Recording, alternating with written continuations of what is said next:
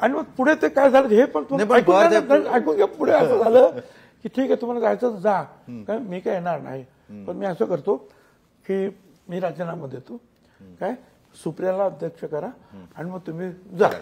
त्याप्रमाणे त्यांनी राजीनामा दिला काय. आणि मग तुम्ही ते बघितलं असेल ठीक आहे आता सुप्रियाला अध्यक्ष करायचं.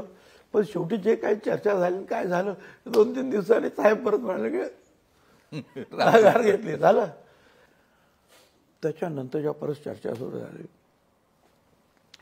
आम्ही 7-8 लोक काहीतरी होतो, म्हणजे आता आहेत ते होतेच आणि अधिक मला असं वाटतं की हे अनिल देशमुख होते त्याच्यामध्ये. आणि 1-2 वेळा मला असं वाटतं की जितेंद्र आव्हाड पण असतील, आठवत नाही. परंतु त्यावेळेला मात्र एक आहे अगोदर कागदावर सह्या सगळ्यांच्या झाल्या होत्या. रोहित पवार पण सगळे जायचो. मग ते 7-8 लोकांच्या आमच्याबरोबर जायला पाहिजे. आता हे काय साहेब हो ना करतात. त्या लोकांना ते लोक पण चिडतात की आम्ही आमचं राजकारण खराब होतं, आम्ही याला सोड त्याला सोड, तुम्ही आम्हाला मध्येच टांग मारता, आपण जायला पाहिजे.